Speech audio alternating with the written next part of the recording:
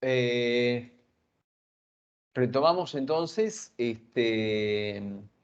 y bueno, ahí está, ahí comenzamos a grabar. Les recuerdo entonces que esta semana tenemos este teórico y el del miércoles sería el último, en el cual vamos a ver Freud y psicoanálisis. ¿Mm?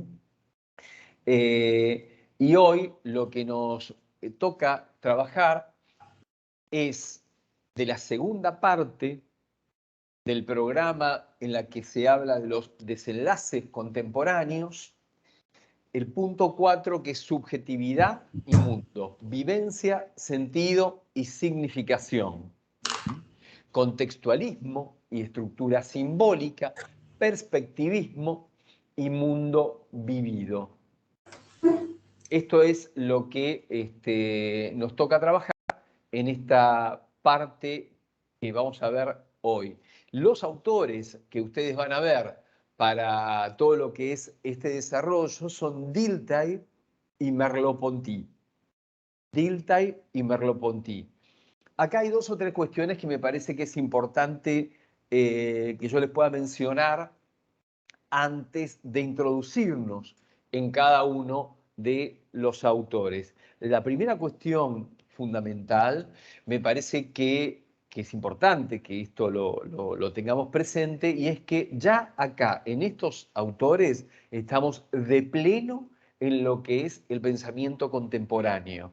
Esto quiere decir que todos estos autores producen una ruptura con el pensamiento moderno. Hay un quiebre con, digamos, todo lo que implicarían los supuestos modernos, tanto del análisis, la introspección, lo que tiene que ver con la mentalidad mecanicista, etcétera, etcétera, etcétera. Es decir, hay allí una ruptura sobre todos estos presupuestos.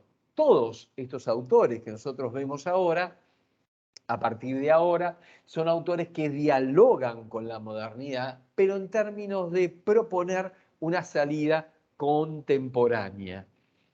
Aquí una de las cuestiones que nosotros vamos a ver que emerge como, digamos, algo principal, fundamental y llamativo es el tema de la subjetividad. Por un lado, aparece efectivamente, digamos, una especie de, llamémoslo así, recuperación de la percepción subjetiva, de la perspectiva subjetiva, de darle un lugar a aquello a lo cual la modernidad había descartado. ¿En pos de qué? En pos de construir, como decía Strasser cuando hacía referencia a Husserl, construir un mundo objetivo, descartando al sujeto para el cual esa naturaleza y ese mundo es mundo o naturaleza. Acá lo que nosotros vamos a ver situar es justamente una aparición en primer plano de lo subjetivo. Y en este aspecto, una de las cuestiones que va a surgir es la cuestión del sentido. El sentido no en lo que podríamos decir el aspecto de los órganos de los sentidos, sino de la significación, de la producción subjetiva de un sentido. Y esto también es una cuestión importante porque vemos que en lo contemporáneo, una característica que nosotros vamos a ver es que la cuestión de lo simbólico, el lenguaje y el sentido ocupan un lugar importante en las producciones contemporáneas. ¿Por qué? Porque hay algo del orden de la subjetividad que se demuestra, que se manifiesta por esta vía. Efectivamente, allí vamos a ver que ese sentido, que esa significación tiene la particularidad, una particularidad que hace a cada sujeto. Es decir, hay efectivamente como una recuperación de lo que se había producido, digamos, como ruptura con la modernidad. Porque, ¿qué ocurría en la modernidad? En la modernidad se trataba de que la ciencia quería construir un universo objetivo y en tanto tal, un conocimiento, un saber homogéneo, universal. Y en ese aspecto, el sentido, si lo incluimos desde la perspectiva singular de cada uno, era algo que rompía esa homogeneidad que tenía que tener el conocimiento objetivo. Entonces, encontrábamos autores que lo que hacían era descartar esta particularidad subjetiva. Aquí, lo que aparece con estos autores es un trabajo de recuperación, por así decir, de esa particularidad subjetiva. ¿Sí? Entonces, vamos a ver a nuestro primero autor de los que vamos a trabajar en el día de hoy, que es Wilhelm Dilthey. Wilhelm Dilthey, o Guillermo Dilthey, ¿sí? Para decirlo en criollo, Guillermo Dilthey, ¿no? Bueno, pero en realidad este buen señor tenía su nombre completo, que era Wilhelm Christian Ludwig Dilthey, alemán. El muchacho, efectivamente, él nace en una localidad alemana que es, digamos, al día de hoy existe como tal, que es Biebrich, ¿sí? Que nace en 1833 y fallece en otra localidad que en aquel momento formaba parte de lo que se dio en llamar el Imperio Austrohúngaro, y que se llamaba Seis am Schlern, y que hoy forma parte de la Italia nórdica en la zona de Bolzano, ¿sí? Lo que se llama digamos, el Bajo Tirol, ¿sí? La parte baja del Tirol que está muy pegado, perdón, a Austria.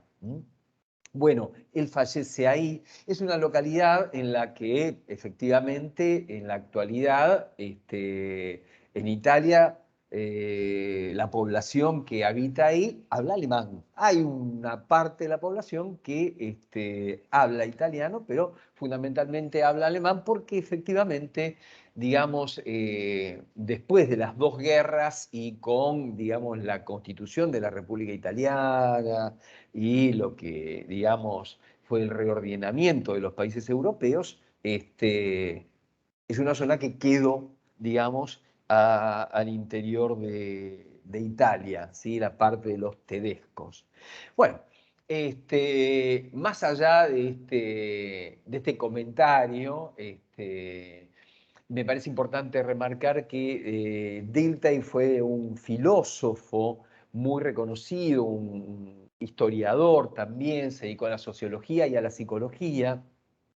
Él se formó en la Universidad de Heidelberg y después de 3 años de estudiar Heidelberg, se graduó en Berlín.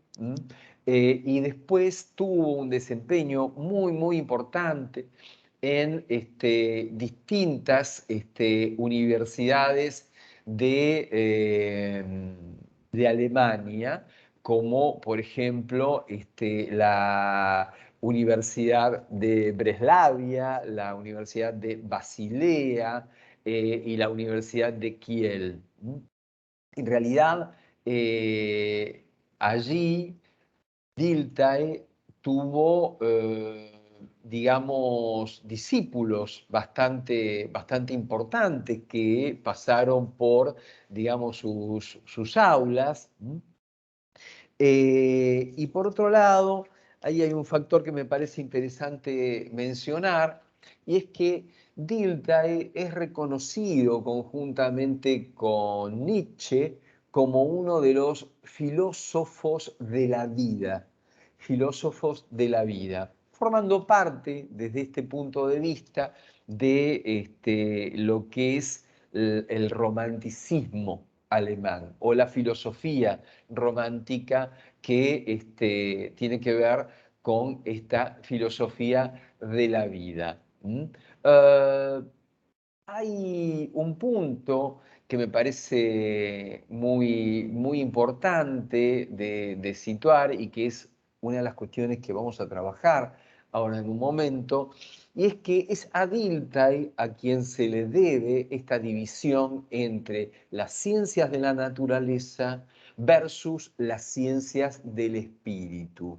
Él efectivamente va a tratar de hacer una división de lo que son las ciencias de la naturaleza de las ciencias del espíritu, en tanto las primeras, las ciencias de la naturaleza, buscan el conocimiento de los fenómenos naturales.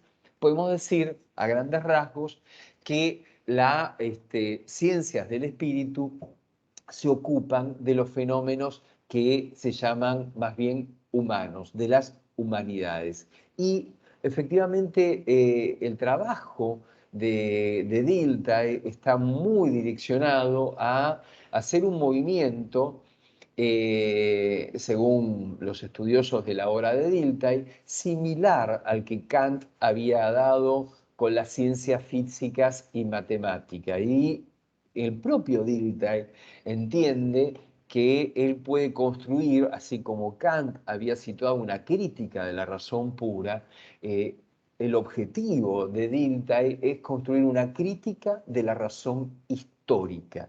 Esta crítica de la razón histórica no es más que la conciencia histórica. Dilthey inicialmente busca una fundamentación psicológica para sus ideas, que es lo que va a dar lugar después a toda una corriente en la psicología, y es por eso ustedes dirán, bueno, ¿por qué estamos viendo un filósofo? Bueno, por ahí a ustedes no les llama la atención, porque ya hemos visto un montón de filósofos, ¿sí? Hemos visto a Kant, hemos visto a Descartes, hemos visto a Hume, son todos autores que hacen un desarrollo filosófico, pero efectivamente, digamos, el papel de Dilthey, además, es muy importante porque da lugar a toda una rama de la psicología, que es lo que se va a conocer como psicología comprensiva.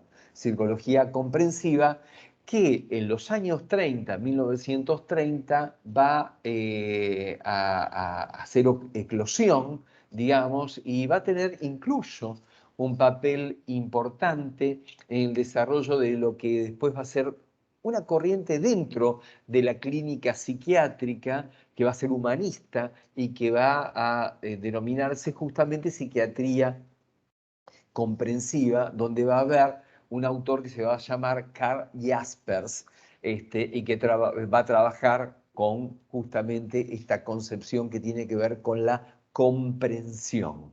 La comprensión, ¿sí? De hecho, la cuestión eh, del imaginario en relación a la comprensión empática del otro, de algún modo tiene aquí su surgimiento en estos trabajos que lleva adelante Dilthey y en la influencia que Dilthey va a tener en la psicología. ¿Sí? Una influencia muy valiosa, muy importante y que allí va a tener efectivamente un eco muy fuerte en todo lo que tiene que ver con el pensamiento europeo. ¿Sí? Bien, la cuestión es que más adelante en su obra, Dilthey va a terminar entendiendo a partir de una teoría de la comprensión que va a dar lugar a un movimiento en filosofía que es el de la hermenéutica, que va a desembocar más en la actualidad en Paul Ricoeur, justamente, pero que va a tener su origen en Dilthey. Efectivamente va a encontrar que en la hermenéutica está la interpretación del espíritu humano. Y esto es lo que efectivamente va a terminar oponiendo a los planteos de las ciencias naturales. Las obras fundamentales de Dilthey son la introducción a las ciencias del espíritu, que es de 1883.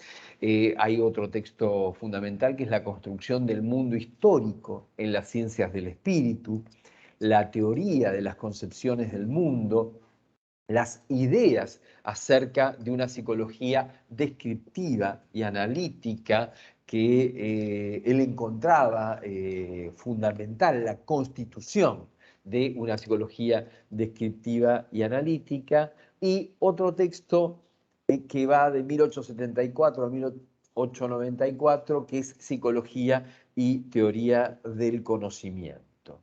Bien, ¿qué es lo que fundamentalmente vamos a tratar de situar en Dilthey? Dilthey, como les decía, es alguien que proviene del mundo histórico, ¿sí? El ámbito del cual proviene Dilthey efectivamente es el mundo histórico, como el ámbito en el que se realiza, según el planteo de Dilthey, con plenitud el hombre. El sujeto para Dilthey es un sujeto histórico y, digamos, el espíritu humano, en términos de Dilthey, se desenvuelve en esta historicidad. En tanto, la historia, va a plantear Dilthey, ofrece el fondo para este potencial despliegue de las posibilidades de la vida humana. Justamente esto va a impactar en muchos filósofos que van a abrevar en las obras de Dilthey, como es el caso de Ortega y Gasset y como es el caso de Heidegger, en donde van a encontrar en Dilthey una noción de lo que es la conciencia histórica. Y acá me parece una cuestión fundamental poder situar y poder, digamos, diferenciar con ustedes la cuestión de que para Dilthey efectivamente se trata de situar la conciencia ya no en el plano de las ciencias de la naturaleza, sino en el plano que corresponde, el plano que corresponde al sujeto, el plano que corresponde a la subjetividad. Esto es el plano de las ciencias del espíritu. El plano de las ciencias del espíritu.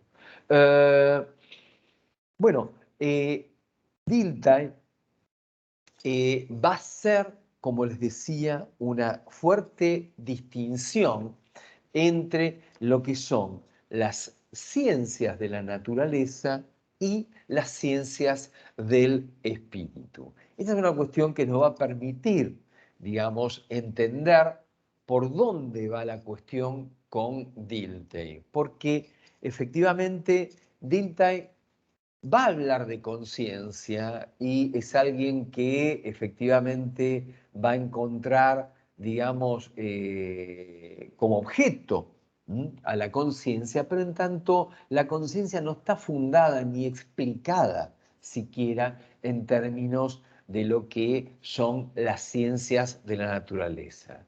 Las ciencias de la naturaleza, para Dilthey, efectivamente se ocupan de fenómenos naturales. Fenómenos naturales. Y los hechos en el campo de las ciencias de la naturaleza se dan en la percepción externa o bien en la percepción interna por la vía de las impresiones sensibles. Y otra de las cuestiones fundamentales que dice Dilthey, estos hechos que captamos por la percepción externa o que capturamos por la percepción interna son enlazadas a un todo distinto del yo, mediante vínculos de carácter hipotético. La otra cuestión fundamental que va a plantear Dilthey es que las ciencias de naturaleza tienen como objetivo la explicación. Y la explicación va a estar dada en función de estas vínculos de carácter hipotético, es decir, las hipótesis causales explicativas de los hechos, y esos enlaces van a estar dados de una manera externa al yo. ¿Qué quiere decir con esto Dilthey? ¿Qué es lo que podemos entender aquí del planteo de Dilthey? Bueno, es lo que ustedes vieron hasta ahora, en definitiva, lo que ustedes vieron hasta ahora. ¿Por qué? Porque si yo me pongo a pensar en lo que está planteando aquí Dilthey, dice, bueno, los hechos se dan por la percepción externa. Bueno, se trata de los hechos que captura la física. Todo hecho observable como hecho físico lo puedo captar por la vía de la percepción. Un objeto físico que está de frente de mí, yo puedo observar su volumen, puedo observar su tamaño, puedo observar su color, puedo medirlo y puedo establecer relaciones entre sus partes. Ahora bien, lo mismo ocurre, digamos, con cuando la psicología se ha conducido hacia la explicación fisicalista de los fenómenos del espíritu. Lo que ha ocurrido es que la psicología ha tratado de explicar los fenómenos del espíritu por las mismas vías que lo ha hecho las ciencias naturales, esto es, el mundo físico. Entonces, trata la subjetividad humana como un hecho objetivo, observable, en tanto una manifestación física. Es decir, piensen ustedes en el comportamiento. La conducta es un observable. ¿Y cómo explico la conducta? Y aquí tenemos ya lo que es el postulado de las ciencias naturales, el objetivo de las ciencias naturales. ¿El objetivo cuál es? La explicación. Ahora, la explicación, dice Dilthey, debe ser causal para las ciencias naturales. Está muy bien que sea así para la física, para la astronomía, efectivamente. Ahora, determinados autores, como los que hemos visto, han tomado como modelo la física, ¿para qué? Para explicar los fenómenos psíquicos, es decir, los fenómenos del espíritu humano. Entonces, en ese sentido, el comportamiento puede explicarse a partir del estímulo y la respuesta, por ejemplo. Pero lo mismo que hacía, ustedes cuando hablo de el comportamiento, el estímulo, la respuesta, y si quieren podemos meter ahí el condicionamiento, porque el condicionamiento, ¿qué es lo que incluye? Incluye el viejo concepto de asociación. Asocio el estímulo neutro, como lo habíamos visto con Watson, con un estímulo que provoca una respuesta y ahí condiciono al animal para que de algún modo, qué sé yo, segregue saliva cuando, digamos, toca una campana o haga tal o cual determinada cosa. Es decir, ahí yo establezco un nexo explicativo, pero fíjense, ¿no? Acá se trata de que, digamos, el vínculo de carácter hipotético es algo ajeno al yo. Tomen nota de este punto porque después va a ser diferencia respecto de lo que vamos a hablar a continuación. Porque esto que hacía Watson era exactamente lo mismo desde la perspectiva de Dilthey que hacía también Wundt. Wundt, ¿qué era lo que planteaba? Planteaba que efectivamente las representaciones tenían una conexión entre sí, se asociaban. Es decir, esta asociación de ideas efectivamente da cuenta, bajo un modelo de la física, de una hipótesis que hace que se junten elementos que puedo objetivar físicamente. ¿Qué es lo que va a plantear Dilthey con respecto a las ciencias del espíritu? Dilthey va a plantear que justamente digamos, los fenómenos humanos, los fenómenos del espíritu, no requieren de la hipótesis y de su función relacionante. ¿Por qué? Porque la realidad de la cual se ocupan ya está originariamente organizada, originariamente vinculada. Aquí, en este planteo de Dilthey, que por otro lado tiene una inspiración kantiana, ¿sí?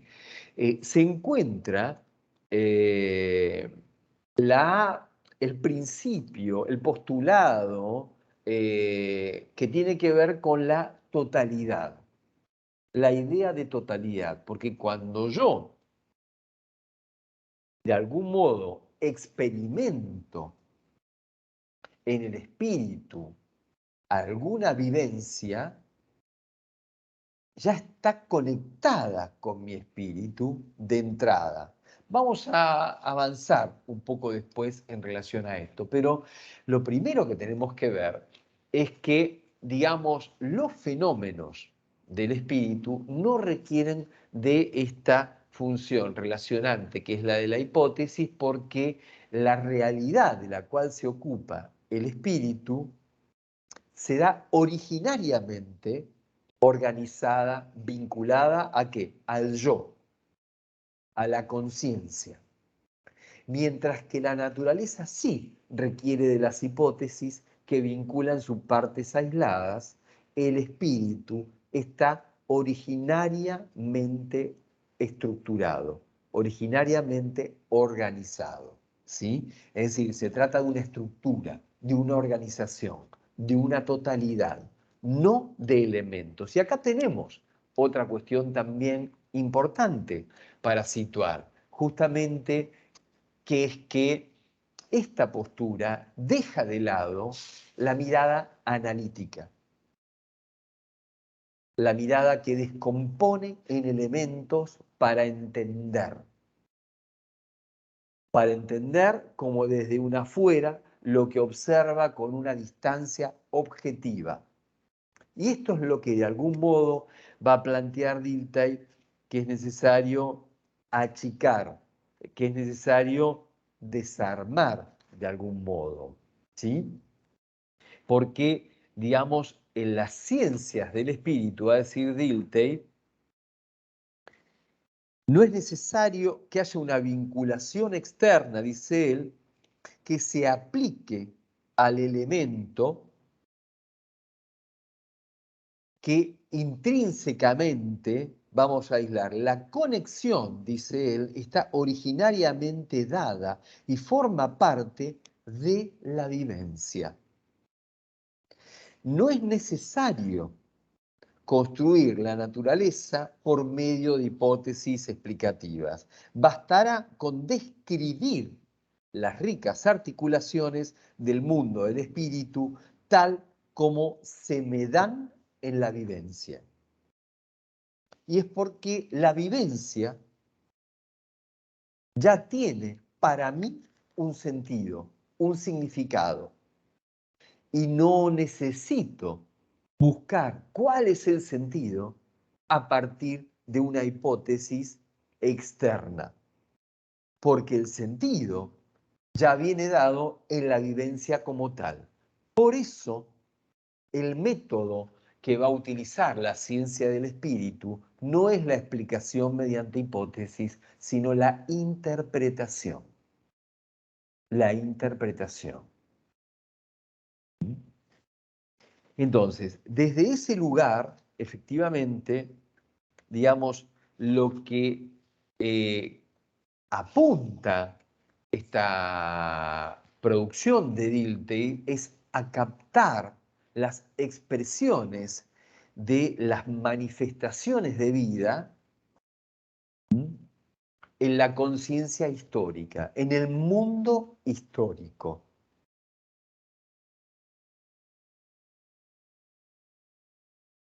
Entonces, desde ese lugar, efectivamente, el planteo de Dilthey se encamina a capturar cómo, digamos, comprendemos empáticamente al otro, pero al mismo tiempo a partir de nuestras propias vivencias que ya nos vienen cargadas de sentido. No es que tengo que ir a buscar una explicación causal, hipotética, externa, puesto que el sentido está allá ahí. Es decir, es lo que vivenciamos como tal.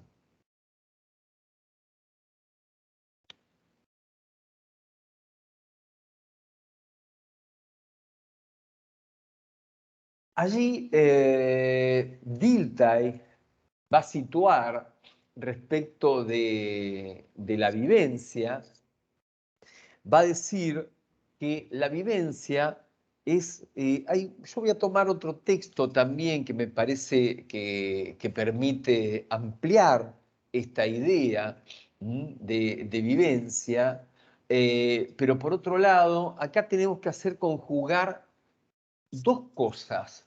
La cuestión de la vida en Dilthey, que ya no se va a tratar de una mera cuestión biológica. ¿Por qué? Porque se trata de la vida de la conciencia, de la vida del espíritu humano, de lo que Dilthey llama las manifestaciones de vida. ¿Sí? Y en este punto, digamos, no se trata de reducir lo vivo a lo biológico, que efectivamente para la mirada de Dilthey es un reduccionismo, sino que se trata de situar lo vivo del espíritu humano. Había una vieja propaganda en una radio que, digamos, todavía existe la radio, que se llama la Rock and Pop, ¿sí? Pero que tenía un eslogan hace muchos años que decía, donde el rock vive. Digo, ahí no se trata de qué es el domicilio que figura en el DNI de la Rock and Pop. No, en esto que decimos, donde el rock vive, ahí vive, ¿no? Y lo que encontramos es lo vivo de esa manifestación humana, de esa música en este caso, que es el rock. Pero que en todo caso también lo podemos mencionar con cualquier otra manifestación del espíritu humano, donde vive el pensamiento de Freud, donde vive el pensamiento de Bergson, donde vive también lo que a ustedes se les ocurra, ¿sí? En términos de, bueno, ahí sentí efectivamente que había una conexión viviente con esa manifestación del espíritu.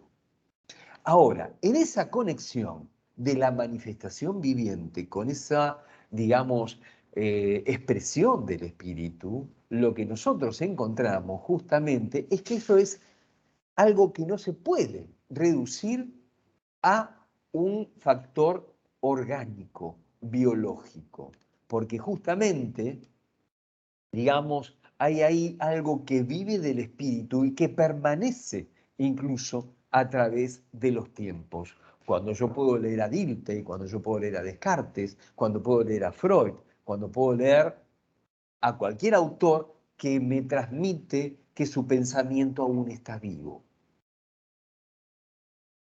Entonces, en este punto se trata de algo diferente de lo que es la vida meramente en el sentido biológico. Por eso, tanto estos autores como Dilthey y como Nietzsche, cuando hablan de la filosofía de la vida, estamos en una versión de lo vivo y del romanticismo, en donde lo vivo tiene este carácter, por un lado, poético, pero por otro lado, que sitúa claramente una manifestación del espíritu, una manifestación del espíritu humano. En un texto, digamos, de 1907, 1908, que se llama La vivencia, Dilthey decía lo siguiente, dice, en la religión, en el arte, en la antropología, en la metafísica, Las vivencias constituyen el fundamento y es menester no solo acogerlas como dadas, sino provocarlas y multiplicarlas. La vivencia es un modo característico distinto en el que la realidad está ahí para mí.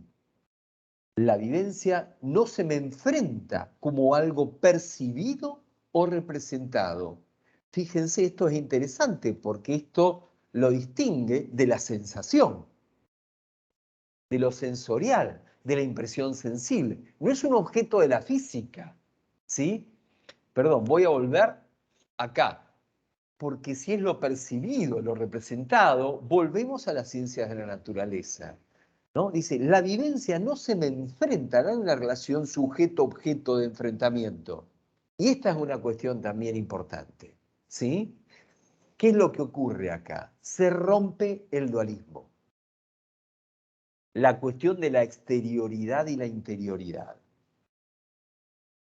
La vivencia no se me enfrenta como algo percibido o representado. No nos es dada, sino que la realidad, vivencia, está ahí para nosotros, porque nos percatamos por dentro de ella, porque la tengo de modo inmediato como perteneciente a mí en algún sentido.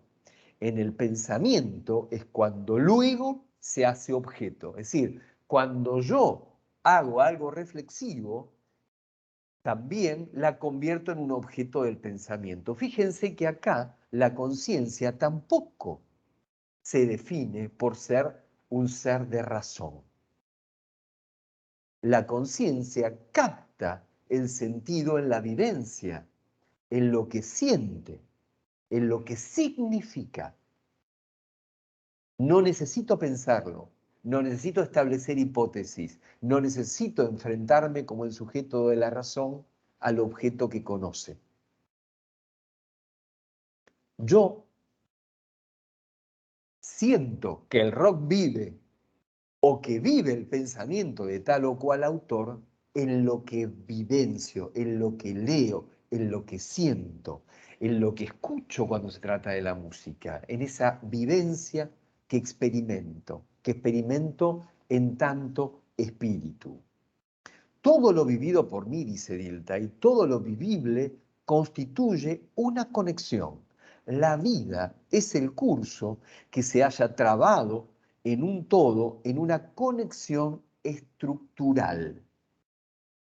Curso que comienza en el tiempo y que termina en él, y que para el espectador se presenta por la identidad del cuerpo visible en el cual tiene lugar, como algo idéntico, cerrado, que comienza y termina. Sigue, pero bueno, no les leo un poco lo que sigue porque tampoco los quiero complicar, pero sí me parece importante situar esta cuestión de la conexión estructural de la vivencia con el espíritu, en donde se presenta como un todo. No se trata de partes que requieren de un vínculo hipotético como la asociación que vincula las partes al todo. Esta es una idea que después la Gestalt va a retomar muy fuertemente, porque digamos que la Gestalt se va a nutrir de autores como Dilthey para llevar adelante sus presupuestos. Empleo, dice un poco más adelante, la expresión vida en las ciencias del espíritu, limitándola al mundo humano. En él queda determinada por el campo en el que se emplea y no queda expuesta a ninguna mala interpretación. Esto no quiere decir que los animales no tengan vida, pero ¿de qué está hablando él? De la vida del espíritu. ¿Se entiende? De la vida del espíritu. En donde efectivamente, digamos, lo que encontramos son estas manifestaciones de vida. Entonces ahí tenemos este juego entre, digamos, la vivencia y la vida. Hay otro texto bastante tardío de Dilthey, que se llama Teoría de las Concepciones del Mundo, en donde hay un pequeño apartado del cual les leo algo, pero que me permite transmitirles un poco cuál es la idea que plantea allí Dilthey. Dice, la última raíz de la visión del mundo es la vida esparcida sobre la tierra en innumerables vidas individuales, vivida de nuevo en cada individuo y conservada, ya que como mero instante del presente escapa a la observación, en la resonancia del recuerdo, más comprensible, por otra parte, en toda su hondura de inteligencia e interpretación, tal como se ha objetivado en sus exteriorizaciones, que en toda percatación y aprehensión del propio vivir, la vida nos está presente en nuestro saber en innumerables formas y muestra, sin embargo, en todas partes los mismos rasgos comunes. Bueno, este es un punto importante que ustedes se van a encontrar también en el texto, que tiene que ver con que las manifestaciones de vida se objetivan, ¿sí? Y él habla allí del espíritu objetivo.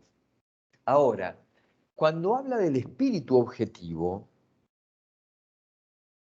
él dice, entiendo por espíritu objetivo las formas diversas en que la comunidad que existe entre los individuos se ha objetivado en el mundo sensible. Es decir, es la manera en la que la vida del espíritu se objetiva. ¿Se objetiva en qué? En los objetos de la cultura, compañeros. Una obra de arte, la tecnología, una película, una canción, una escultura, un libro, un edificio. Es decir, allí no leemos al edificio como un objeto físico entendido por la vía de la física como una estructura de hormigón que tiene paredes, etcétera, etcétera. Ni tampoco entendemos a la película como un objeto tecnológico que puede ser digitalizado, que puede ser en un celuloide, que tiene tantos metros, digamos, de cinta, o que tiene tantos cuadros y que tiene tales y cuales cosas. Ahí la entendemos como una objetivación del espíritu humano. Y esto es lo que dice Dilthey, que nos permite comprender esas manifestaciones de vida e incluso nos permite comprender esa exteriorización del espíritu hasta llegar a su vivencia originaria. Comprendemos al otro en tanto podemos revivenciar lo que el otro ha expresado en su vivencia y que ha objetivado en su manifestación del espíritu. Ese proceso para comprender al otro es la interpretación hermenéutica. Y es el método al que apunta efectivamente Dilthey en lo que va a apuntar como la psicología comprensiva. Cuando hablamos de la comprensión del otro y de sus manifestaciones de vida. Es decir, tratamos de comprender el espíritu de el griego. Somos muy diferentes de los griegos. Somos muy diferentes de los egipcios. Somos muy diferentes de el sujeto de la Edad Media, pero tratamos de capturar a través de sus manifestaciones de vida, de algún modo volcadas en la vivencia, objetivadas en esos objetos de la cultura, efectivamente el sentido de la vivencia. ¿Se entiende, compañeros? Entonces, Profe, vemos allí... esto sería, Sí. esto sería así como es, como estos antropólogos que iban a determinadas comunidades y que intentaban interpretar o darle un significado a las prácticas que tenían en esa comunidad. O sea, algo como etnografía, algo escuchado así. Sí, esto que decís es muy correcto, porque por ejemplo la antropología filosófica, donde encontramos autores como Cassirer, por ejemplo, comparten esta idea, ¿sí? En la cual Dilthey es uno de los que abrió ese camino y después siguieron Cassirer, Rickert, Windelband, una cantidad de autores, filósofos alemanes que siguieron esta corriente, algunos que forman parte del movimiento neocantiano.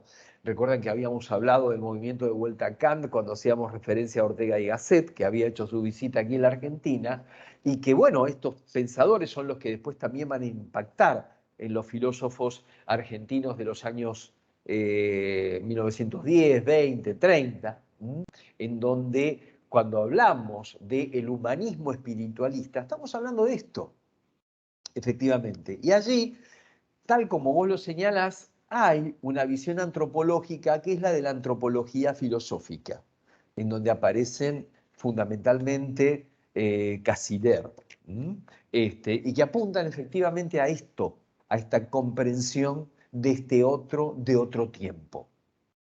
Captar la vivencia de ese otro, de otro tiempo. Y eso implica, de algún modo, llevarme a ese punto de empatía con ese otro, en donde puedo, a partir de sus manifestaciones de vida objetivadas en los productos del espíritu humano, captar esa vivencia como propia, de algún modo, y darle un sentido. Porque justamente esta es otra de las cuestiones fundamentales de la hermenéutica. No solamente trata de comprender, sino que da un sentido a esto que comprende.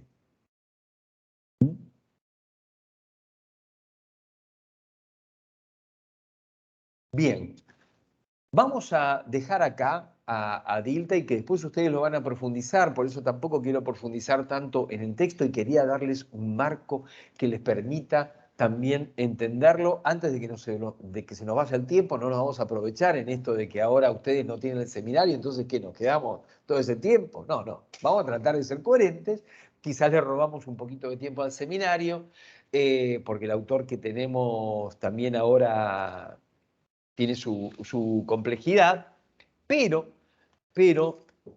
vamos a arrancar un poco con algunas cuestiones de Merleau-Ponty, de Maurice Merleau-Ponty, ¿sí? Merleau-Ponty, este autor que ustedes viven aquí, vivió entre 1908 y 1961, es un autor francés, es un filósofo francés, eh, que ha tenido un peso muy importante en el siglo XX, influyó mucho en todo lo que tiene que ver con, digamos, el desarrollo de la filosofía a partir de los años 40 en adelante. Ustedes tienen un fragmento de un texto que se llama Fenomenología de la Percepción. Es uno de los textos más importantes de Merleau-Ponty. Es un texto que aparece un poco después del que fuera su primer texto, que se llamó La estructura del comportamiento. La estructura del comportamiento es un texto de Merleau-Ponty que emerge, primero lo que hace ahí Merleau-Ponty es una crítica a el modelo del comportamiento que tenía el conductismo, por decirlo de algún modo. Pero este es su, digamos, es su tesis de doctorado, con lo cual él después la relabora y la publica bajo el nombre de La estructura del comportamiento, situando efectivamente distintos modos del comportamiento, dentro de lo cual va a situar el comportamiento simbólico, el comportamiento simbólico. Es en ese sentido donde él muy tempranamente va a incluir la cuestión de la estructura simbólica, como algo particular, efectivamente, del sujeto humano. Merleau-Ponty tenía una relación personal, de amistad con Jean-Paul Sartre. Eran también militantes, ambos del Partido Comunista Francés, y tienen una amistad que los lleva además a publicar, a dirigir entre ambos una revista que fue muy famosa en Francia, que se llamaba Los Tiempos Modernos, tomando la figura de la película de Chaplin, Los Tiempos Modernos, y en esa revista publica la gran mayoría de la intelectualidad francesa, incluyendo a Daniel Lagache, a Jacques Lacan, a Lévi-Strauss, a una gran cantidad de autores muy reconocidos, lingüistas, antropólogos, filósofos, psicoanalistas, que circularon por esa revista. Hasta el momento en el cual, digamos,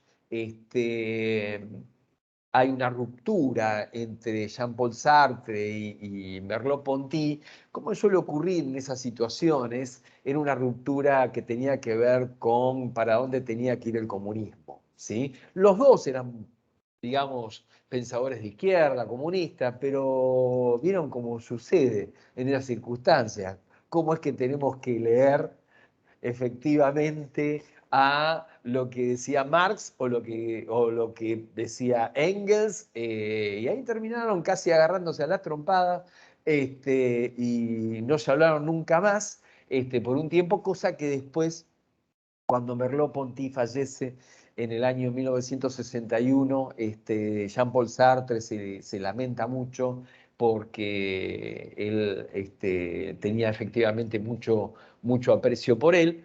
Eh, y bueno, hay 2 o 3 textos de Merleau-Ponty que después también el propio Jacques Lacan los va a retomar para lo que tiene que ver con un segundo momento de la obra de Lacan, donde él construye lo que se llama el campo escópico, y justamente ahí va a tomar la fenomenología de la percepción y un texto posterior que se llama El ojo y el espíritu, ¿sí? Y lo visible y lo invisible también. Bien, esto, digo, a modo más de situar cierta cuestión más biográfica de Merleau-Ponty. Merleau-Ponty, y ahí me parece que hay una cuestión más conceptual que les puede dar una orientación, que es que es conjuntamente con Sartre uno de los autores que resucita de algún modo el pensamiento de Husserl, ¿sí? Porque, si ustedes recuerdan, Husserl es aquel autor al cual se hacía referencia en el texto de Strasser.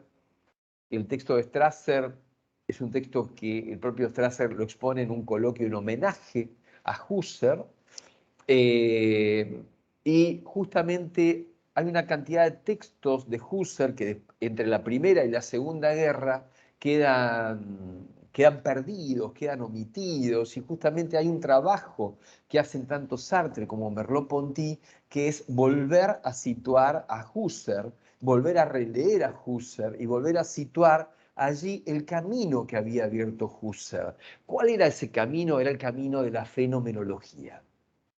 El camino de la fenomenología, que de algún modo es una línea filosófica fundamental dentro de lo que es el siglo XX, ¿sí? Que va a impactar efectivamente en todo lo que es las filosofías que van a emerger en el siglo XX, en el corazón del siglo XX, y que después incluso va a impactar en el pensamiento de Heidegger y de otros autores existencialistas también, ¿sí? Con el giro que va a ser, por un lado, Sartre. Merleau-Ponty después va a seguir una línea, incluso para algunos autores especialistas en Merleau-Ponty, Merleau-Ponty logra leer como más en profundidad a Husserl y más fiel al pensamiento de Husserl, y allí lo que nosotros vamos a tener es una visión que por un lado tiene un pie que va a articular, si se quiere, la psicología con la fenomenología, ¿sí? Y es lo que va a dar pie a la psicología fenomenológica. La psicología fenomenológica que va a tener su lugar de la mano también de la psicología comprensiva. Y por otro lado, va a retomar el método de Husserl, al cual ahora vamos a situar algunas cuestiones. Pero me parece importante, digamos, explicarles un poco este mapa que de algún modo ustedes ven allí en la pantalla compartida. A la derecha, ustedes van a ver que aparecen Brentano y Stumpf, ¿sí? Franz Brentano era un filósofo alemán que también había trabajado con Stumpf, que era otro filósofo alemán de la segunda mitad del siglo XIX, 1860, 1870. Stumpf era un poco más grande que Franz Brentano, pero Brentano es alguien que va a elaborar casi al mismo tiempo, en paralelo que Wundt, una idea de la psicología que se va a oponer incluso a la psicología de Wundt. ¿Por qué? Porque Wundt, ustedes recuerdan que lo que va a elaborar es una psicología de contenido, porque la psicología de Wundt, ¿en qué se basaba? En el análisis de los contenidos de conciencia, ¿sí? Y justamente lo que Brentano va a plantear es que fundamentalmente la característica de lo psíquico va a estar dada no en los contenidos, sino en los actos psíquicos. Entonces él va a elaborar una psicología del acto. Esta psicología del acto es una psicología que va a transmitir Franz Brentano en sus cursos a los cuales había ido, por ejemplo, Freud. Freud, la idea de acto psíquico la extrae de Brentano. Cuando Freud dice en la introducción al narcisismo, es necesario un nuevo acto psíquico, está haciendo referencia a lo que planteaba Brentano en tanto un acto psíquico, ¿sí? Bueno, allí va a haber una línea que va a dar lugar, por un lado, a gente que, algunos que van a trabajar con Stumpf, poco con Brentano también, como Wertheimer y Keller, que son los que conjuntamente con Kafka después van a armar la Gestalt Theorie, la teoría de la Gestalt, y que se va a desarrollar bajo un marco experimental como una psicología en Alemania y que después se va a trasladar al medio norteamericano, que si ustedes quieren, acá podría bajar una flechita donde después vamos a encontrar a otro autor que va a tener mucha fuerza en el medio norteamericano, que es el que va a darle una vuelta a esta psicología de la Gestalt Theorie, que es Kurt Lewin. Kurt Lewin, que va a armar lo que llama la psicología del campo, la teoría del campo, en la ciencia social, ¿sí? Pero por otro lado, por el otro lado de la flechita, siempre estas divisiones son como un poco arbitrarias, pero igualmente hay otra línea que va hacia la fenomenología de Husserl y de la cual después van a derivar efectivamente Jean-Paul Sartre y Maurice Merleau-Ponty, ¿sí? Con su desarrollo de la fenomenología que vuelven a traer. Y ellos van a plantear efectivamente los postulados de Husserl, ¿sí? ¿Cuál es el postulado de Husserl? El postulado de Husserl es que hay que volver a las cosas mismas. ¿Y qué es este volver a las cosas mismas?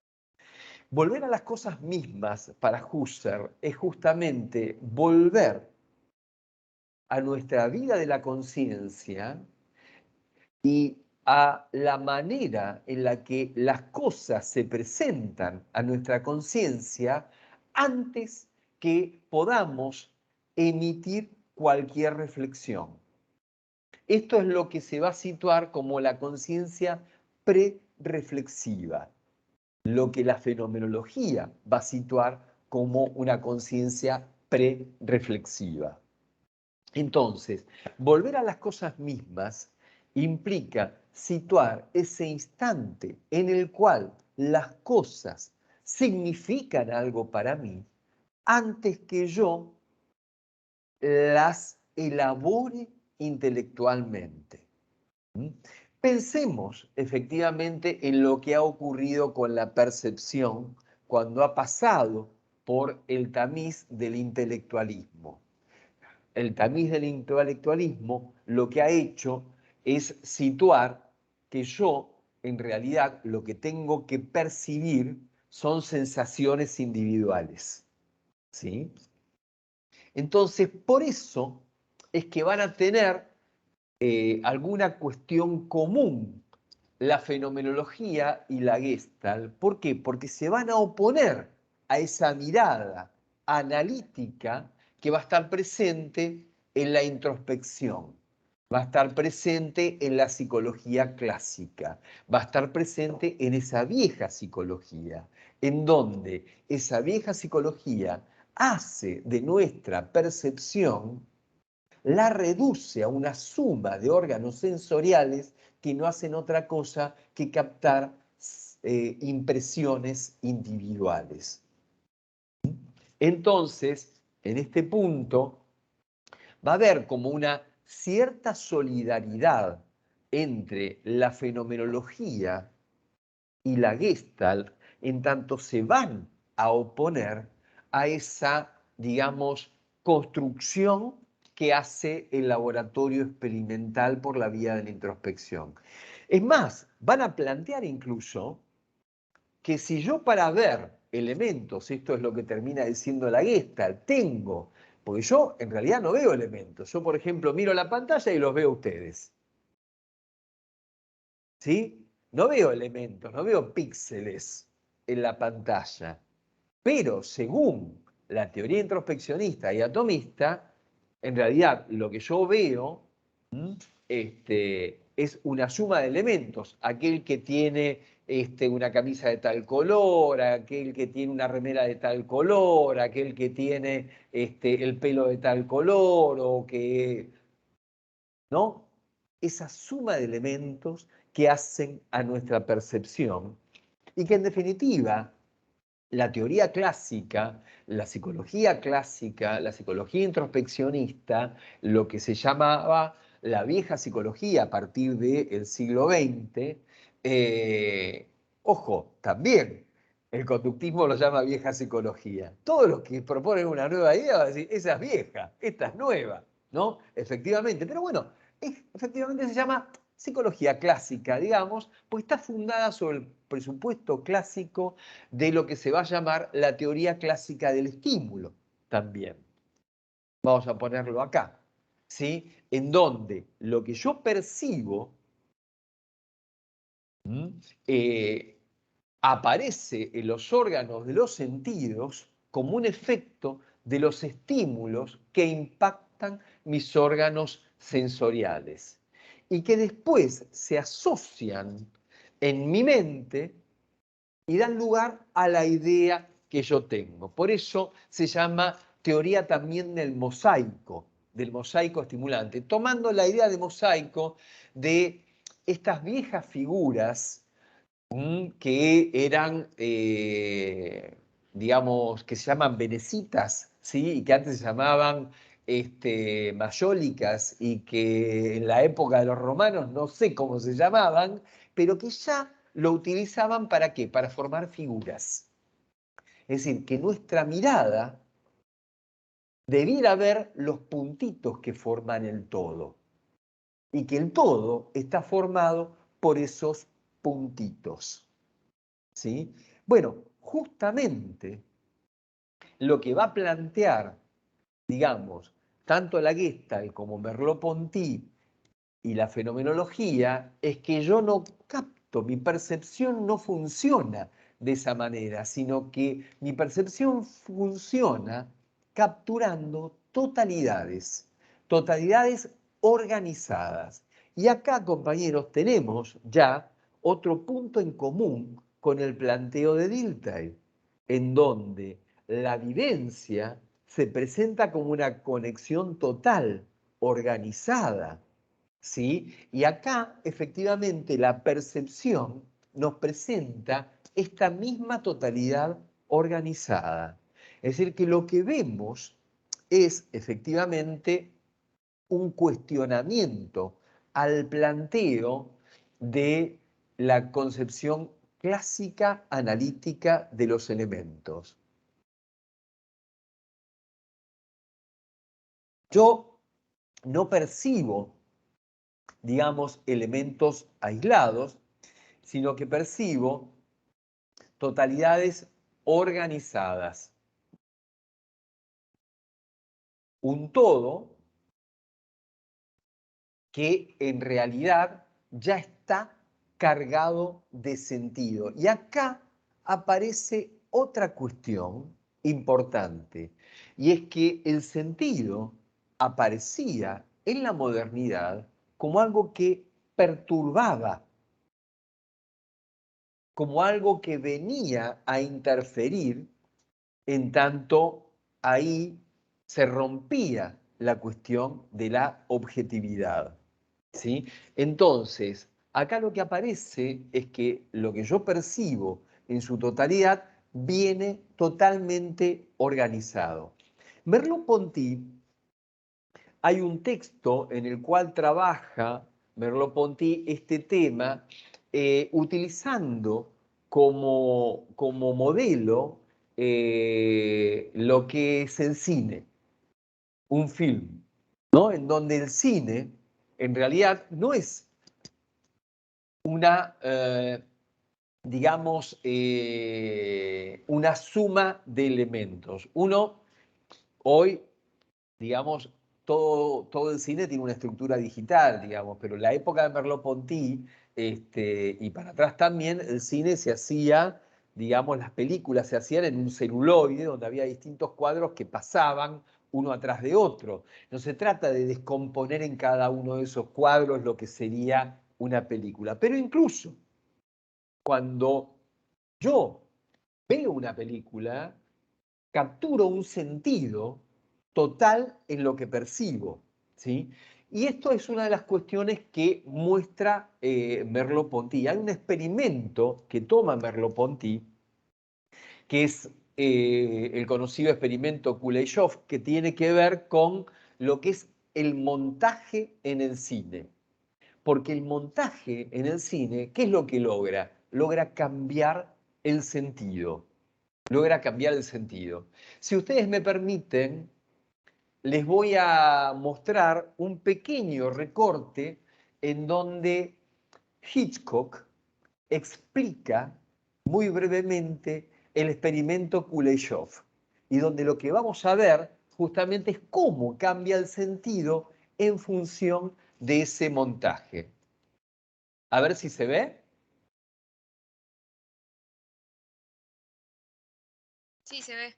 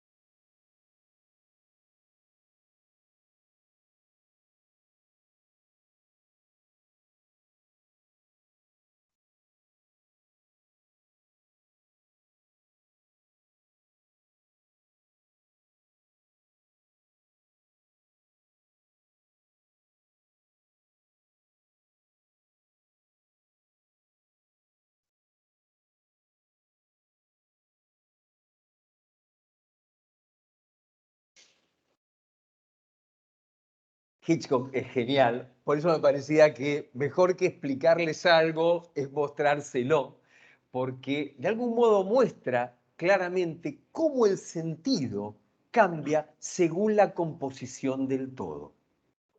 Cómo el sentido cambia según esa composición. Y no se trata de las partes aisladas, sino se trata de la configuración del todo. Ahora bien, aquí hay una cuestión fundamental a la cual va a hacer referencia Merleau-Ponty, y es donde, digamos, yo voy a hacer hincapié, porque aquí es donde se separa también de la visión de la Gestalt y donde vamos a encontrar que para Merleau-Ponty no se trata simplemente de la configuración del todo, sino de la intencionalidad de la mirada subjetiva. Una de las cuestiones que va a señalar Merleau-Ponty es que yo no solamente, digamos, soy espectador, sino que soy un sujeto activo. Es decir, que la composición del todo forma parte del sentido de lo que yo percibo. Pero el sujeto, dice Merleau-Ponty, dirige siempre su mirada a aquello que le resulta significativo. Esto lo que quiere decir es que si yo, por ejemplo, tengo un empapelado con florcitas, y si miro las florcitas, el fondo blanco va a ser fondo en términos de las leyes de fondo y figura de la Gestalt. Y si miro el fondo blanco, las florcitas pasan a ser fondo. Pero si de repente veo una mancha de humedad que me distrae, veo esa mancha y todo pasa a ser fondo. Esto quiere decir que el sujeto dirige su mirada a aquello que le resulta significativo. Hay ahí algo que causa la mirada del sujeto. Pero además, una cuestión fundamental que va a introducir Merleau-Ponty es que hay algo del orden de la perspectiva que va a introducir. Y esto es porque, de algún modo, nuestra conciencia, va a decir Merleau-Ponty, está encarnada en un cuerpo. Está encarnada en un cuerpo. Yo los veo a ustedes adelante de la pantalla porque fijo mi mirada hacia allá, pero ustedes me ven a mí y ven la ventana que está al fondo que yo no puedo ver, excepto reflejada en la pantalla o si me doy vuelta y la miro. Pero para darme vuelta y mirarla, tengo que utilizar mi cuerpo para ello. ¿Esto qué significa? Significa que el cuerpo fija una perspectiva y que además no hay una división conciencia-cuerpo como lo planteaba Descartes, sino que la conciencia está encarnada en un cuerpo. Y en este punto el cuerpo fija la perspectiva que yo voy a tomar y también acompaña la intencionalidad de mi conciencia para significar aquello que a mí me causa, me atrae la mirada. Entonces, en este punto, también, en tanto hay una perspectiva, si yo me doy vuelta para ver la ventana, los pierdo a ustedes de vista. Si yo estoy, por ejemplo, en el aula en el cual después ustedes tienen que rendir el prefinal y los miro, ¿no? Y de repente alguien me llama y bueno, pierdo la atención. Yo no sé si se están copiando o qué, ¿sí? Pero me doy vuelta y ahí hay algo que me perdí.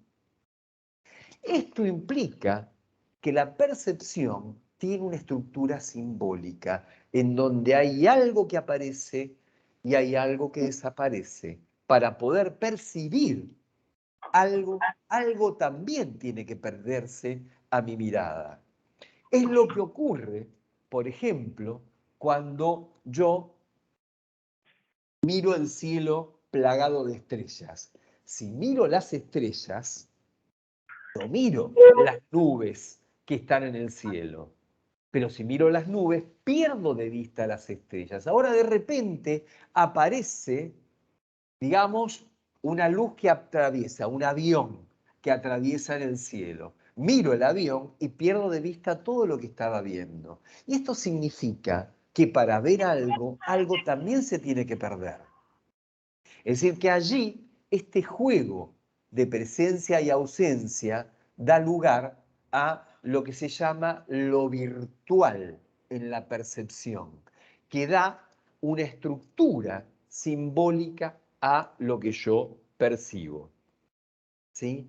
Entonces, aquí hay una cuestión fundamental, y es que, digamos, la conciencia en tanto encarnada en un cuerpo significa fundamentalmente que no está separada de él, que no hay res cogitas y res extensa, que ese cuerpo a mí me pertenece. Yo cuento con ese cuerpo para percibir. Ahora, no cuento, dice Merleau-Ponty, con el cuerpo simplemente porque tengo dos órganos que son los ojos para ver, sino que cuento con el cuerpo en su totalidad. Yo percibo de manera indivisa, dice Merleau-Ponty, con mi ser total.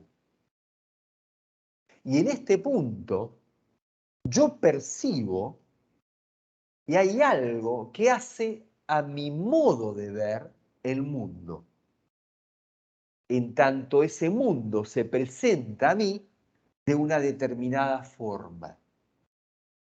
Esto es lo que tiene que ver para Merleau-Ponty con el mundo vivido, porque Merleau-Ponty va a decir que el mundo es antes vivido que conocido, se presenta a mi experiencia y ya tiene un sentido antes de que pueda elaborar una teoría, un pensamiento, un cogito, una racionalización. Yo no conozco que el mundo sea redondo. Es más, yo no sé ustedes, pero yo nunca lo vi redondo. Lo conozco porque lo estudié, pero antes de estudiarlo y de saber que es un planeta que gira alrededor del Sol, que es redondo, que gira sobre su eje, antes de él tengo mi propia experiencia del mundo, mi propia vivencia de él. Es decir, que en este punto se trata del mundo vivido y no del mundo físico. El mundo vivido tiene que ver con el mundo que yo he vivido como sujeto que adviene a ese mundo, que se inserta en él. A tal punto que el mundo vivido, para mí, puede ser muy distinto que el mundo vivido de un señor que vive en Alemania, o un señor que vive en China, o un señor que vive en África. Y su mundo vivido tiene otras experiencias de vida y hacen que el sentido de ese mundo sea diferente. Es más, piensen ustedes, antes de Colón, que se supone que descubrió América, ¿sí? ¿Qué era el mundo? El mundo era una cosa plana sostenida en 4 tortugas que nadie se animaba a ir mucho más allá del horizonte porque tenían miedo de caerse en una nada infinita. Justamente esa era la idea del mundo, pero no una idea en términos racionales, sino una idea en términos del mundo vivido. Entonces, se trata de esta experiencia vivida y de este mundo vivido, y no de una experiencia sensorial en términos de lo que toqué, lo que sentí, de lo que los órganos de los sentidos me han posibilitado que yo me hiciera al modo de Hume. Por ejemplo, una idea. ¿Sí? Entonces, en este punto, la idea misma de experiencia para Merleau-Ponty tiene un fundamento que, si bien efectivamente hay algo del orden de, digamos, la experiencia sensible, no se reduce a la experiencia sensible. Es decir, mi experiencia del mundo vivido no puede desarmarse como se desarman los hábitos. No es un hábito desarmable. Y en este punto, el espacio percibido tiene que ver con esa idea de mundo que cargamos de un sentido. Si bien contiene los objetos que hay en el espacio, lo que Descartes llamaba lo extenso, si bien contiene la extensión, contiene mi idea de mundo. Me implica a mí, en tanto, ese mundo para mí significa algo diferente de lo que puede significar para otro individuo, para otro sujeto. Entonces, en este punto, también, digamos que el cuerpo, la experiencia, los sentidos no funcionan al modo del empirismo. Y la percepción del espacio va a estar guiada por esta conciencia encarnada en un cuerpo que además es un ser en el mundo. Cuando hablamos de ser en el mundo, ahí utiliza Merleau-Ponty un término en alemán que por eso está entre guiones, porque es una palabra que va toda juntita, y esto indica una cosa fundamentalmente, indica que no puedo dividir al sujeto del mundo.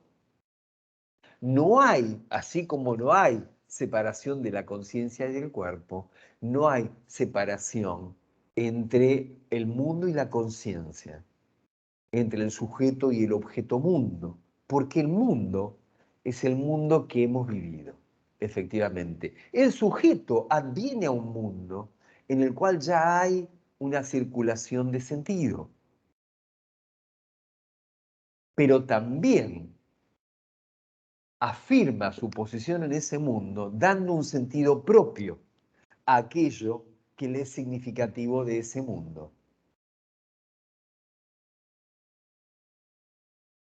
Es por eso también que aquí pesa, si se quiere, la cuestión cultural, en donde hay el mundo al que yo advengo cierta matriz cultural. No es lo mismo, ¿no?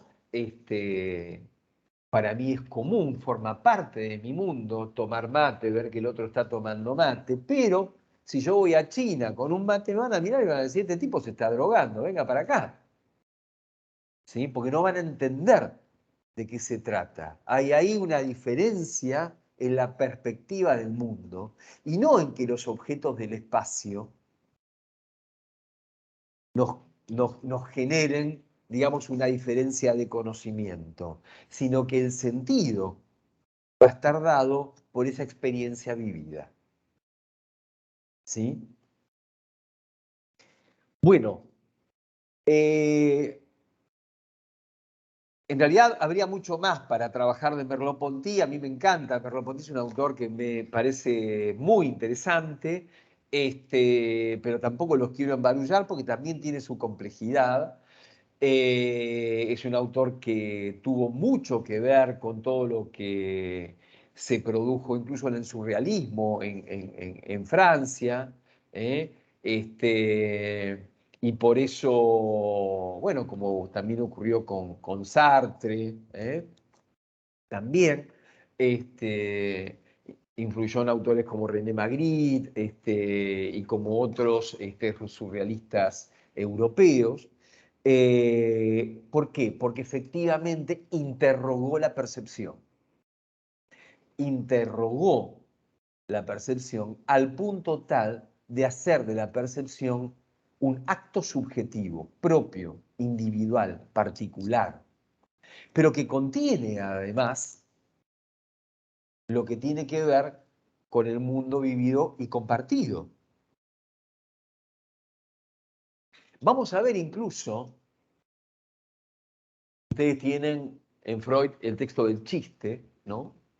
Efectivamente Freud plantea con respecto al chiste que para reírse de un chiste, o para entenderlo, hay que formar parte de la parroquia. Yo te cuento un chiste alemán y la verdad no te va a causar gracia, ¿sí? Pero el alemán por ahí se ríe, que yo, si el chiste más o menos es bueno, etcétera, etcétera. Hay ahí algo que tiene que ver con este factor cultural, ¿sí? Que resuena de algún modo en el chiste. Y en el sentido en el cual plantea Ponti el mundo vivido, hay algo similar en tanto podemos compartir el sentido de tomar un mate, por ejemplo, por tomar algo común a lo que tiene que ver con nuestra cultura, ¿sí? Pero al mismo tiempo, para cada uno de nosotros puede significar algo distinto, en donde efectivamente hay ahí un modo particular de apropiarse de ese sentido. Bueno, chicos, preguntas, dudas, inquietudes.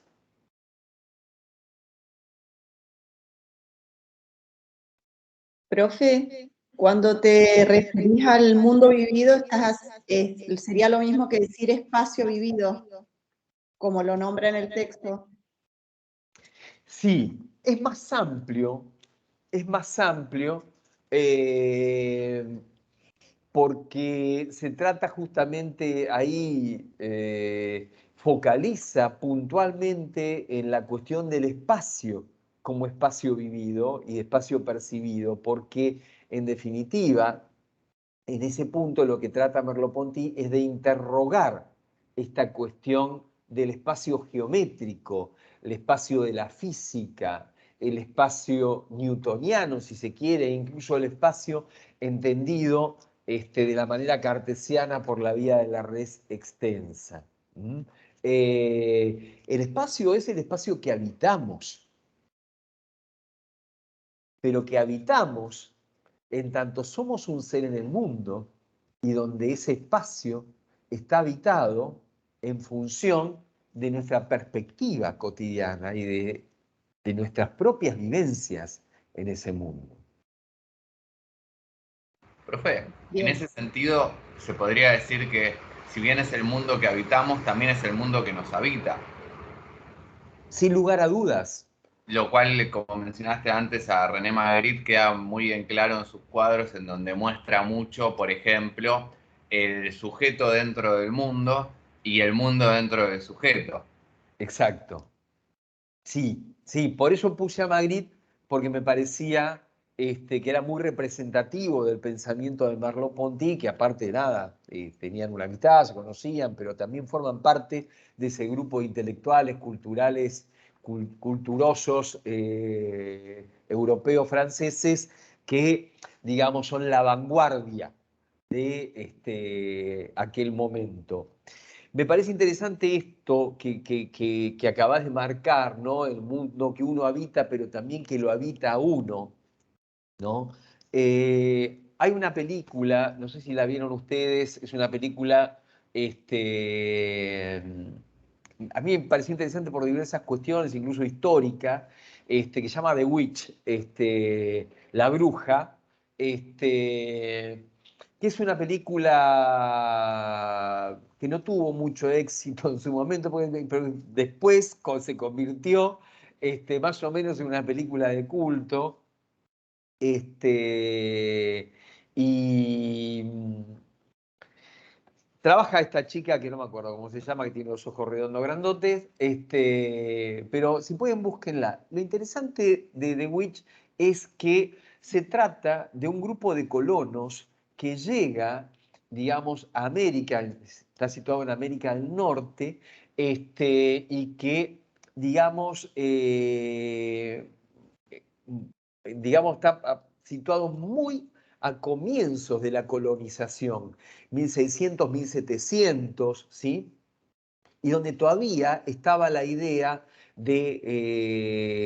había como una idea bastante medieval de las brujas, el temor a los bosques, qué sé yo, qué sé cuánto, y donde efectivamente hay una cuestión que tiene que ver con lo cultural y el mundo no solamente que el sujeto habita, sino cómo está habitado por ese mundo, que se ve muy claramente en esa película, que hace que un tipo con su familia se termine yendo a vivir al bosque y que en el bosque le pasen cosas que están más bien de un modo ambiguo situadas en un momento, si son reales o no son reales, o son una experiencia vivida, pero no percibida objetivamente. Entonces, esta ambigüedad de lo que se percibe objetivamente y de lo que realmente forma parte del mundo vivido, en tanto lo que se habita, pero también lo habita a uno, me parece interesante cómo está puesto en juego, ¿no? En esa película. Sé que tienen mucho que estudiar, pero bueno, si en algún momento pueden, véanla. Aparte es una buena peli. Sí, ¿Cómo? Es que es con Anja Taylor-Joy, la que es un poco Ah, argentina. Gambito de Dama, hace la de Sí, Gambito de Dama también, la sí, chica. es Sí, esa. sí, sí. Hay algunos fans, veo por ahí. Pero es muy buena actriz, no podemos negar. Así que bueno.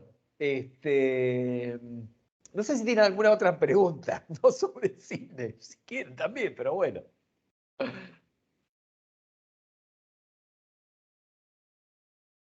Yo tenía una pregunta, pero es como más administrativa, digamos. Dale. Yo ya sé que voy a final y me puse a ver y como que recién el llamado para final sería para mayo.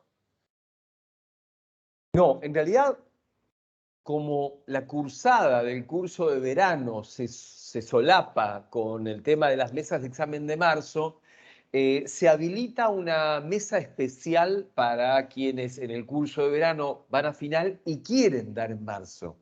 Esa mesa es el 7 de marzo. El 7 de marzo. Ahora, no están obligados a presentarse en esa mesa. Si ustedes quieren, la pueden dar en mayo, la pueden dar en junio, la pueden dar en diciembre. Yo lo que aconsejo siempre es no patearlo para adelante. Siempre que cursás una materia, lo que conviene es tratar de rendir el final lo antes posible, por supuesto. La vertiginosidad del curso de verano a veces hace medio difícil que lo antes posible te dé tiempo para estudiar bien las cosas, según el timing de cada uno, esto depende. Pero lo que sí digo, no patearlo muy para adelante, ¿sí? ¿Y hay que anotarnos en el de 7 de marzo? Creo que no. Creo Ok. que no. Creo que no hace falta que te anotes, porque los únicos que están habilitados para rendir en la mesa de marzo son aquellos que rinden el curso de verano. Solamente los que rinden el curso de verano.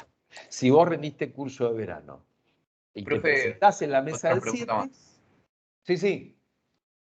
También administrativa. En el momento de rendir el presencial, este integrador el lunes, ¿tenemos que llevar algo, presentar, no sé, el documento y listo? ¿O hace falta llevar algo más? No, lleven papel para poder escribir, lleven una Bueno, virome o sí, dos, ¿sí? pero me Lleven el refiero, DNI. por Ah, ejemplo, y la sí, libreta, todo eso no existe más. Me parece que se había pedido, pero con que lleven el documento está bien. Lo que sí les voy a pedir, es que traten de llegar con anticipación, de llegar temprano. Les sugiero, por favor, que lleguen 15 minutos antes de la hora que tienen. ¿Por qué? Porque hay que distribuirse en las aulas, adentro del aula hay que distribuirse, ¿sí? Vamos a tratar de ocupar los espacios de manera tal de tener distancias los unos con los otros. Después si se quieren ir, digamos, a comer una pizza todos juntos, está todo bien, digo, pero me parece que tenemos que cuidar adentro el tema de la distancia, por eso tenemos una cantidad de aulas para poder distribuirlos a ustedes con, digamos, la distancia adecuada. Después le preguntan al docente, el docente les va a informar qué aula les toca a cada uno, en función de la comisión y en función de la letra del apellido, y van directamente a esa aula que va a ser en Irigoyen. La gran mayoría va a estar en el segundo piso, en las aulas del segundo piso de Irigoyen, excepto un pequeño grupo que va a estar en un aula del primer piso, que es van a estar en el aula 16, es un pequeño grupo. ¿Ya se sabe la hora? A las 18, a la hora que ustedes cursan, es la hora donde se toma la evaluación, a las 18. O sea, es el Y el lunes. recuperatorio de seminario va a ser a partir de las 19:30 de ese mismo día. O sea que El no terminamos de recuperatorio- llegar de ahí. El recuperatorio de seminario, los que recuperan por, ¿cómo se llama? Por aplazo. Porque en definitiva, lo que vos estás preguntando, porque hoy está el recuperatorio para aquellos que tuvieron una enfermedad justificada y tienen que subir el justificativo al campus, entonces... Pensando en el peor panorama, ojalá que no, pero suponiendo que alguien tenga que rendir el recuperatorio, tenía entendido, creo que era a las 19:30 de ese día, o a partir de ese horario, ¿no? Sí, tengan en cuenta que el recuperatorio es por ausente. No, digo por aplazo, perdón. El de hoy es por ausente justificado y el otro es por aplazo. ¿Sí? Solamente por aplazo. ¿Ustedes piensan que van a salir aplazados? Claro, sería por desaprobado el del lunes 21.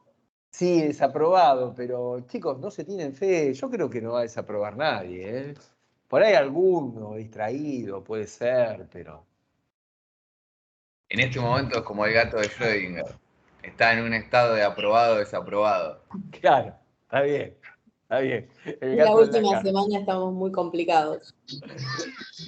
Bueno, tranquila. Bueno, chicos, si no tienen ninguna pregunta más, cerramos acá. Profe, yo quería saber cuándo es que entregan